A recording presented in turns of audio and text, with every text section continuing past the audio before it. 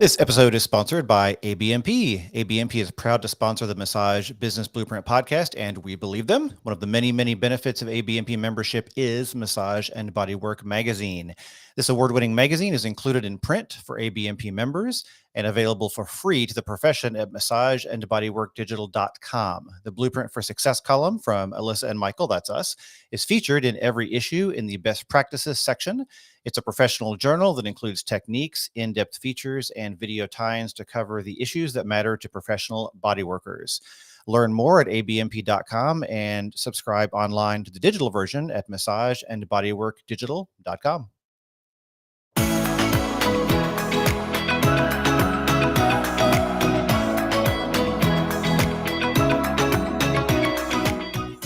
Hey everyone, welcome to the Massage Business Blueprint podcast, where we help you attract more clients, make more money, and improve your quality of life. I'm Michael Reynolds, and I'm flying solo today. It's just me. Alyssa is out this week. She is doing some continuing education. She promised she would be taking time off for that, but I've seen her popping in the community and on Facebook all week. So Alyssa, if you're listening, this is your shout out to take some time off. It's okay. Take a break. I'm sure she'll be popping up throughout the week. But again, I am flying solo today. Sorry you're stuck with just me today, but I will try to keep it interesting. I'm going to get a little nerdy with some website talk today. So I hope you enjoy it. So let's get started first with our weekly roundup of stuff that I am reading today. And I am reading about how Google is allowing us to remove personal data from its search results. This is a new feature of Google, a new benefit or a functionality or thing you can do with Google. And this was reported by NPR, at least where I found it was NPR. And it says you can now ask Google to take your personal data out of its search results. So it's interesting. So some of the data they allow you to remove are things like contact information, like address, phone number, or email address. So if someone has publicly posted your private contact information online, you can ask for that to be removed. Things like government IDs or pictures of IDs, bank account or credit card numbers, if people have put that online for whatever reason. Hopefully that hasn't happened, but I'm sure it does. Handwritten signatures or images of any kind of personal identifying information. Medical documents, confidential login credentials, basically anything that shouldn't be out there of yours. Google is allowing us to request those things to be removed. So there's a form Google has set up to do this. I kind of started going through the process. I didn't have any specific things to remove, so I couldn't finish it out, but I did kind of get a sense of how it works. We're going to link this in the show notes, and the link goes to the form or the article that has a link to the form. And the form lets you, again, go online. You basically tell Google specifically what information is out there, what sites are hosting it, and Google will, in theory, take that information and remove those things from its search results. So I think it's a good policy for Google to have this available. There's stuff out there that some of us probably don't want out there online, or at least indexed by Google. You can't really control what people put on their websites, but this is something Google will do to de-index that information to make it harder to find. So check it out. The article's from NPR. It will tell you how to do that. It will link to the Google form to make those requests if that applies to you. And found that interesting. So it's a kind of a nice thing that's available from Google. All right, keeping it short today because, again, it's just me and that's what I've been reading. So before we move on, let's give a shout out to our next sponsor, which is Happy Face. Happy Face makes amazing face cradles shaped like a heart. They're really cool. They're super comfortable for clients. They eliminate sinus pressure, eye pressure. There's no need to adjust mid-massage, no wrinkles or makeup smearing. And actually, I've had occasion to recently experience Happy Face. My massage therapist that I go to here locally has a Happy Face cradle, and I got a massage last week, and it was super comfortable. It was great. No sinus pressure, just like I said. I was comfortable throughout. Not a lot of face pressure or stuffiness or congestion. So I really enjoyed the Happy Face experience. It was a really comfortable face cradle. Definitely highly recommend it. Happy Face is made in the USA. It's seamless, easy to clean surface, and about the same dimensions as other massage face cradles. So face cradle covers will fit just fine. It's designed to fit on massage tables and massage chairs with Velcro on the entire back surface, so your Happy Face will stay where you put it. And you can get 20% off your entire purchase at massagebusinessblueprint.com/happyface. and you'll use the code MassageBB at checkout. But that code is listed on the landing page. So all you need to remember is go to massagebusinessblueprint.com/happyface, and you can get 20% off using our special link. Thanks, Happyface. We appreciate it. All right. So let's move on today with our topic, a tune-up for your massage business website. So today we're going to talk about kind of touching up your massage business website, going through a few elements that I see pop up a lot. And these should be fairly, I don't want to say always easy, but simple things you can do or tweak or update on your website to give you a little bit of better performance, maybe a little bit of boost in search rankings, better user experience, all sorts of things. So we're going to go through kind of a list here of some things that I see pop up all the time when I'm evaluating people's websites. Like in our private community, for example, people come along and say, hey, can you take a look at my website, or in office hours in the Blueprint Mastermind community, people will ask for kind of an opinion or review on their website. And these are things that pop up all the time.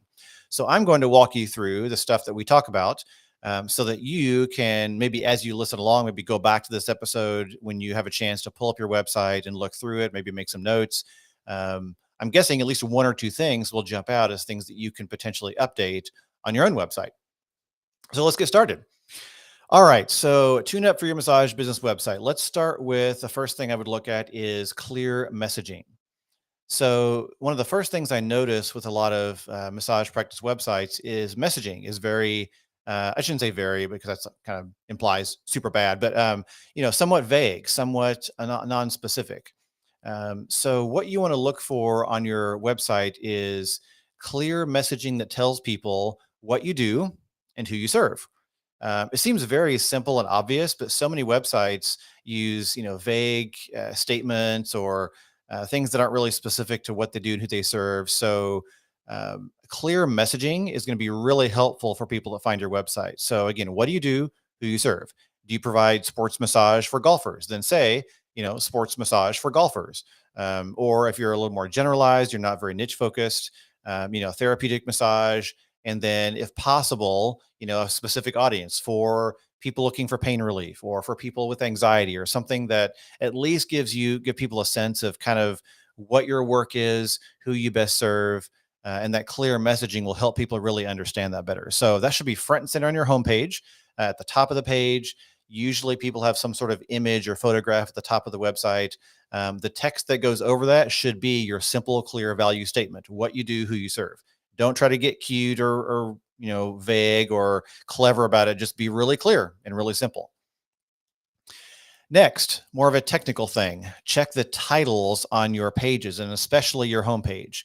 Now, when I say titles, I mean the title bar of those pages. It's kind of hard to see unless you're looking in search results or sharing on Facebook or something, but these are the words that appear in that title bar in your browser. So if you want to see what yours says, open up your website. And if you hover your pointer, don't click, but if you hover your pointer over the tab that has your website in it, after a second or two, you should see a little tiny box pop up that gives you the text that's in that title bar. And usually what I find is often massage practice websites will just say either homepage or it will say the name of your business and that's it. So if your business is, Lotus Massage Therapy, it'll just say Lotus Massage Therapy and that's it, nothing else. The reason this is important to check is because Google indexes that as a signal of what your site is about. So if it just says Lotus Massage Therapy, okay, fine, it's massage. But what I like to see is something like Lotus Massage Therapy, a pipe symbol, and then therapeutic massage in Wichita, Kansas, or whatever, just whatever city you're in.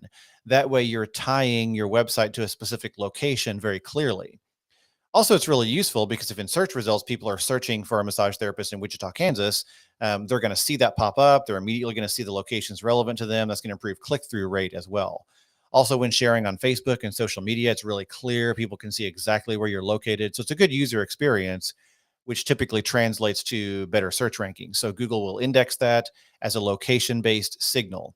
So again, what I usually do is the name of your massage practice, a pipe symbol, which on my keyboard is going to be shift and backslash. The little pipe symbol is above the backslash. So when you hold down shift and press the backslash key, you'll see that pipe symbol. It's like a straight up and down vertical bar. And then, massage therapy in Wichita, Kansas, or therapeutic massage, Wichita, Kansas, something like that. The location is important. Also, in interior pages, you want to be very clear about what you're doing. So, services and pricing should be labeled very clearly. Your business name, pipe symbol, services and pricing, frequently asked questions, schedule online. All those should be very clearly stated in those titles of the interior pages as well. Next, you want clear calls to action. You want to have calls to action that tell people exactly what to do. Generally, this is going to be schedule online. Again, it may vary depending on how you run your practice, but in general, a lot of times I see that the thing people want other people to do is to schedule online. So if you're a massage therapist with your website out there, you want people to click a button to schedule online.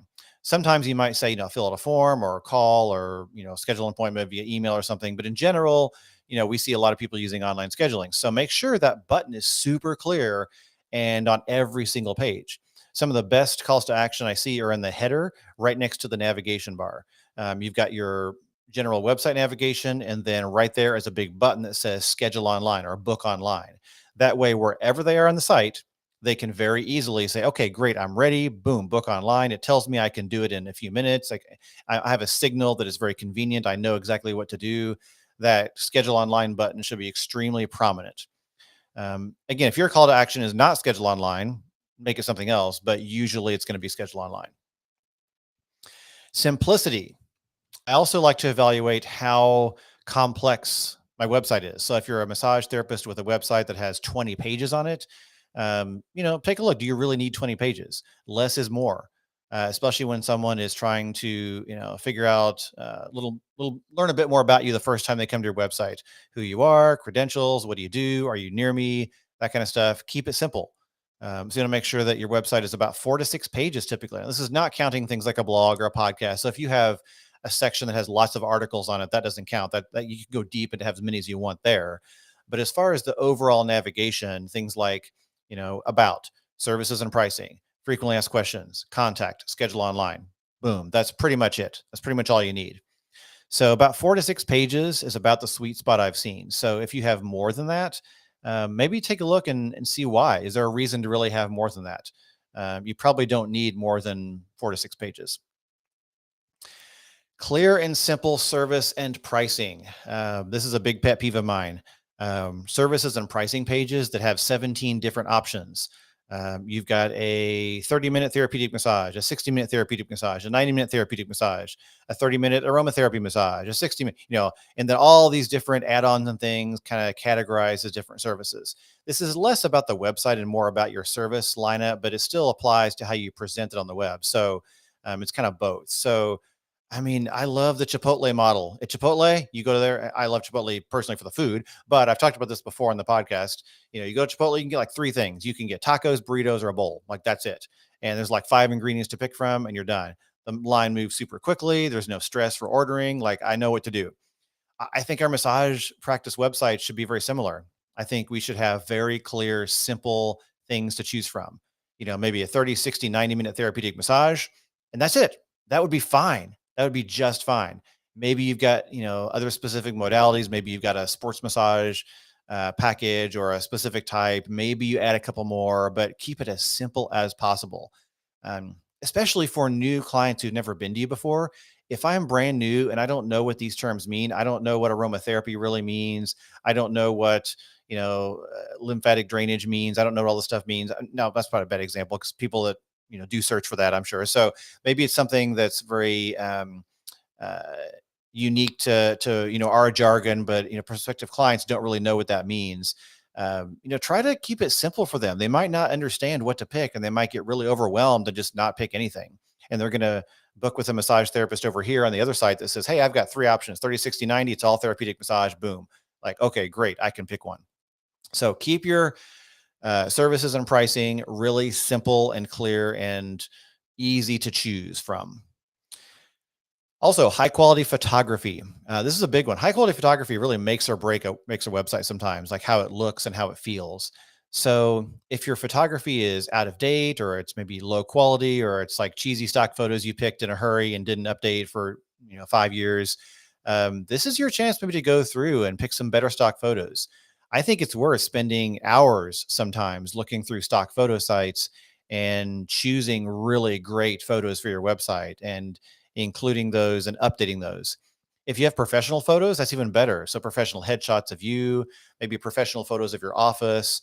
This is sometimes cost prohibitive and time prohibitive, but if you can do it, really professional photography of your office and environment can go a long way toward making your website look gorgeous. So, you know, take a look at your photos, see if they can be upgraded and get them looking better.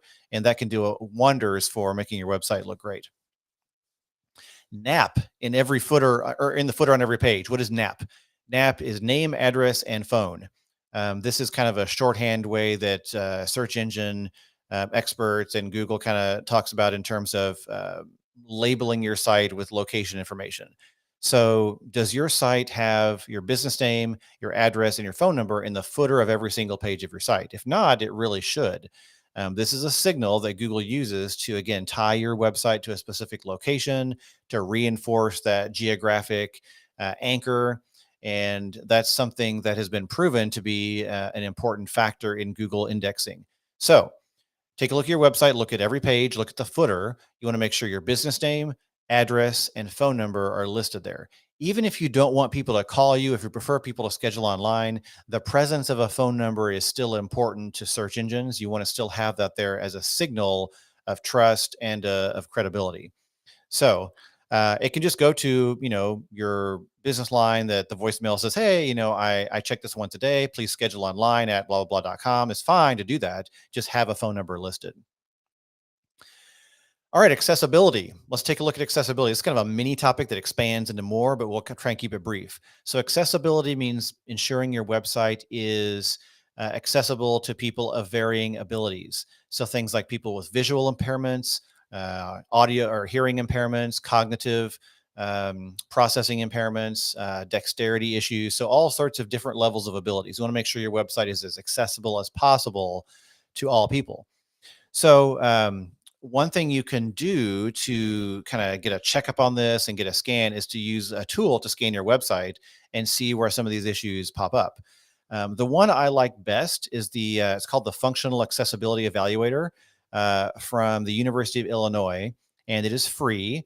There's a link in the show notes to this. If you want to find it directly, it's fae.disability.illinois.edu. But again, that's kind of a long URL. So look for the show notes. This is episode 414, 414. You'll find the link there.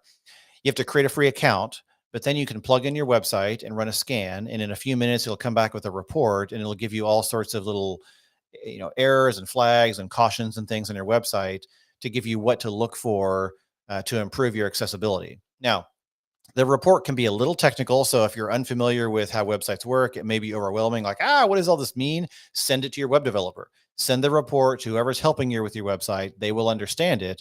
They will be able to give you feedback on what to change and update and how to implement this stuff. So keep that in mind. Don't get overwhelmed if it's a report that looks very technical. Send it to someone technical in your life who helps you with your website.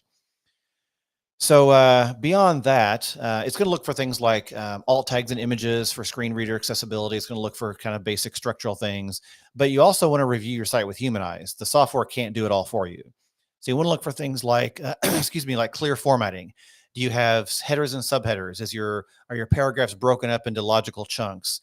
Do you have big overwhelming walls of text, or is it broken up into nicely formatted blocks? You want to have that formatting, those broken up blocks, make sure it's really easy to scan. Good contrast. So you don't want, dark gray text on a light gray background. That's poor contrast. That's difficult for many people to read. So make sure it's, dark text on a light background, for example. Captions on audio and video. If you have audio content like in a video format or a podcast format, make sure you've got captions or transcripts to go with it. We do this on Massage Business Blueprint. Every podcast episode we have, usually within a week or two, we have the transcript online, and you'll see a complete transcript for every episode. That way people with hearing impairments can read the transcript of the episode. If you have videos on there, make sure you've got captions in the videos. Again, that allows people with hearing impairments to watch the video and read the content of the video while they're watching it and get the same information as someone who has full hearing abilities. You want to use clear and clear and plain spoken language on your website. A lot of people don't think about this as being an accessibility issue, but it is. Some people have different levels of cognitive ability when processing information. And so you want to make sure the language in your website is very clear, plain spoken, very simple language, not a lot of jargon or thick academic language. Make sure it's really simple and plain spoken. Also, easy to use navigation is really important. If you have 20 pages on your site and drop down menus that have sub menus under those, and it's you have to kind of hover just in the right spot to get the navigation to work, that's going to be really problematic for people with limited dexterity. So make sure your navigation is really simple, really easy to use, very clear, and doesn't have a lot of weird tricks or kind of stuff you have to finagle to make it work. Those are a few examples. But again, the accessibility is important, not just for obviously the people we want to serve, but Google also looks at this too. The more accessible your website is for humans, the more the robots at Google will like that as well. So it helps everybody. All right, a few more things to wrap up here. Security. Make sure your website has an SSL certificate installed. You can check this by looking at the browser bar when you're viewing your website. The little lock icon should be closed. You can click on the lock icon, make sure it's kind of confirmed with a green mark or whatever. It's fully confirmed there. The prefix of your website should start with HTTPS. If all that's in place, then you have SSL installed. Should be pretty normal for most website hosts, but be aware of that. Also, two-factor authentication. This is really important for security. No matter where your website is hosted, you want to make sure that two-factor authentication is turned on. That means that if you're logging in from a new location, that it will text your phone or require some sort of app to give you a code that you plug in before you can log in. So it requires more than just a username and a password. It also requires some sort of authentication code from your phone to verify that you're the person supposed to be logging in. So enable that. Every major service really has this. WordPress has an option. Wix, Weebly, and Squarespace, I believe, all have options. Most website platforms have the option to turn on two-factor authentication. It's kind of a pain, but it's more of a pain for your site to get hacked. Speed. How fast is your website? It's a good time to evaluate your website speed. There's a tool I like called GTmetrix. It's at gtmetrix.com, and metrics is spelled with an X at the end. So gtmetrix.com. That'll be in the show notes as well. You can plug in your website address, and it will give you a report on how fast your website is. Usually, if your website's pretty fast, you'll have green, and you'll have like 90 and above. If it's a little slower, maybe you get a B or a C grade.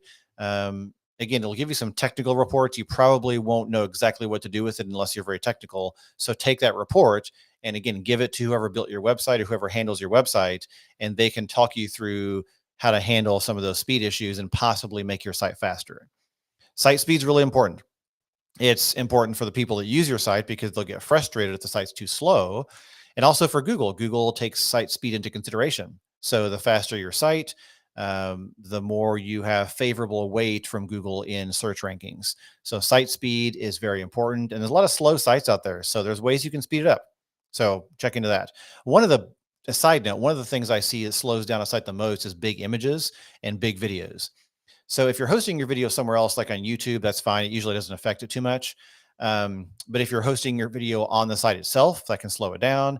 Also, if you are embedding large images in the site, not every website platform handles image compression well. So if you have an image that is like 6,000 pixels wide and you're uploading that on your homepage, then it might size it down, but it still might have to load that huge image in. So you want to make sure your images are compressed and sized appropriately, and that might be a way to speed up your site. So that report on GTmetrix will give you some good insight on some things that might be causing problems.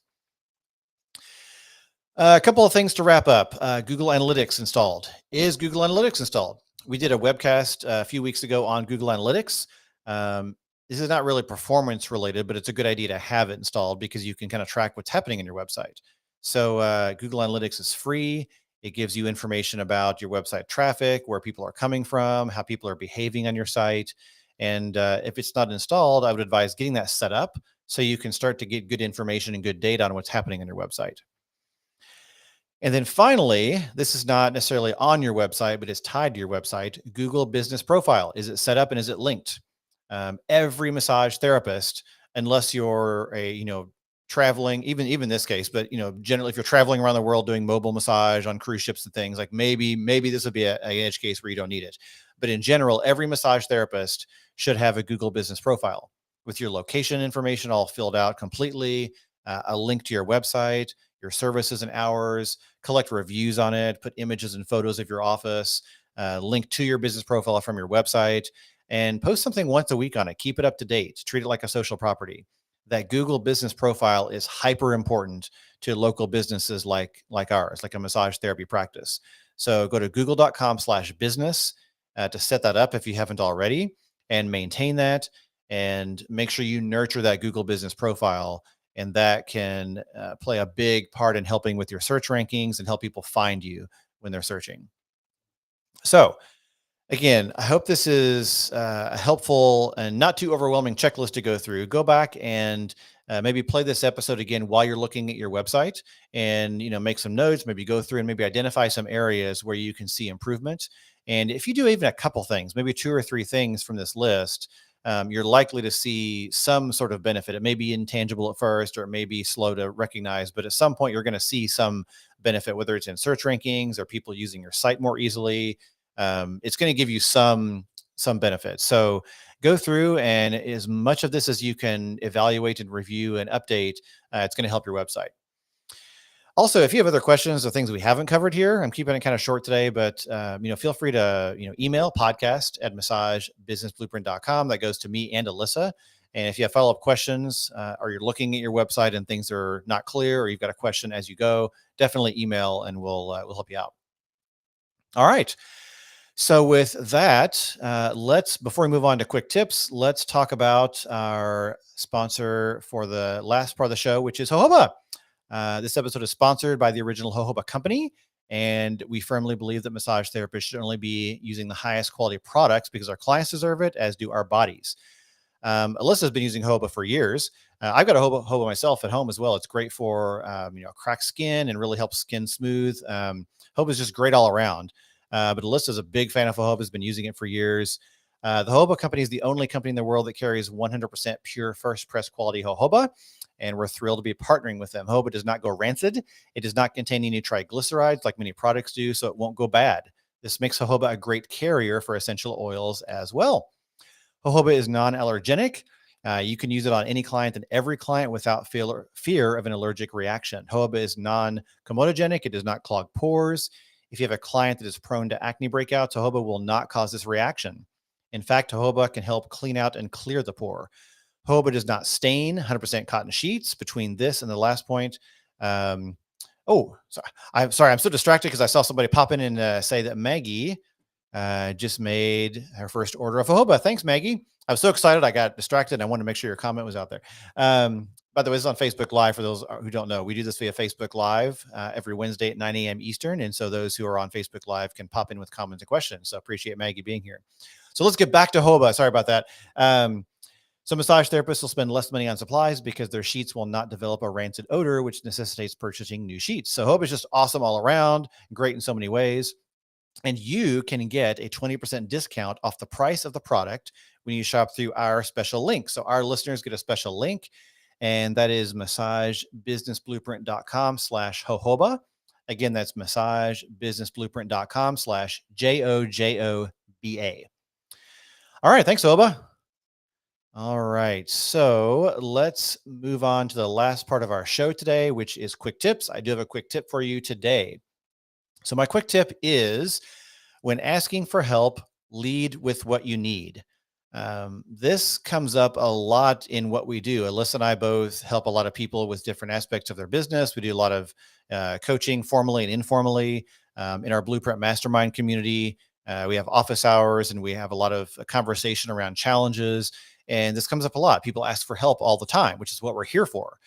But often we find that it's very difficult for some to get to the point and to kind of just get to what they need. They lead first with all of the kind of the backstory and the thought process behind it and everything. And 5 or 10 minutes later, they finally say, "Well, here's kind of what I need," and it's all just a lot of backstory in advance. So flip that. My advice is flip that and lead with what you need. So, for example, here's some phrases that might come up if you're leading with what specifically you need. I need help deciding on which office space to choose. Or I need someone to talk me through setting up Facebook ads. Or I am doing X for marketing and it doesn't seem to be working. I need feedback on what I might be doing wrong. Those are all phrases that very clearly and immediately lead with what you need at the moment. So, sometimes people will say, well, I've got this issue. I'm thinking about this. And, what if I did this? And like, they just kind of go through a little bit of meandering thoughts. But when you're asking for help, start with specifically what it is you need. And then it can be unpacked from there. So let's take the first example. I need help deciding on which office space to choose. If you come to an office hours or you're asking someone who's a mentor or something, that specific question that immediately frames exactly what you need or frames the conversation, helps someone focus on how to help you. Okay, great. If I am asked that question or someone says that to me, the first thing I'm saying is, great. Tell me about both spaces. Okay, great. They're going to tell me both spaces. I'm going to ask further questions. Okay, great. What do you like about this? Or what's the factor over here you're thinking of? And the person helping can then unpack the details on a pace that makes sense for their thought process as they're trying to help you.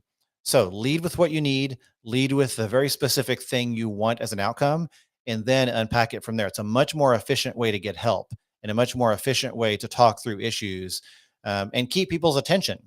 People that are busy and want to help you, they want to help you, but they want to get to the point first so they can figure it out. So be very clear, get to the point first, lead with what you need first. That is my quick tip for today. All right. This was kind of fun doing it solo, but I definitely miss Alyssa. So I'm happy she'll be back next week. I'm sure you miss Alyssa as well. So we'll be back next week as a team again. And again, thanks to Maggie who stopped by. And thanks again, Maggie, for ordering jojoba. We appreciate that. And Jojoba appreciates that as well. We know you're going to love it. So with that, just a reminder, we have amazing resources through our Blueprint Mastermind community. If you're not a member yet, consider checking it out at massagebusinessblueprint.com. I believe it's /mastermind. Anyway, just go to the website and on the homepage, you'll see a box that says community. You can click on that and you can read all about it. It is extremely affordable and extremely low risk. You can join free for 30 days. And if you want to stick around and you like us, then stick around. If not, it's okay. No pressure either way. But after that is $20 a month, unless you're an ABMP member. And if you're an ABMP member, go through ABMP's portal and look for our member benefit there. And it's $5 off. So it's $15 a month through ABMP. So if you're not a member of ABMP, good time to join and get a discount on our community. So we have a ton of resources there. We help people all the time through office hours. We answer questions in the community. It's an amazing resource for super smart massage therapists who want to grow their practices and get a judgment-free space for the help they need. So check it out. So with that, as always, we appreciate you being here. And you can find us on the web again at massagebusinessblueprint.com. And you can email us any questions or comments or topics at podcast@massagebusinessblueprint.com. As always, thanks for being here. Have a great day. We'll see you next time.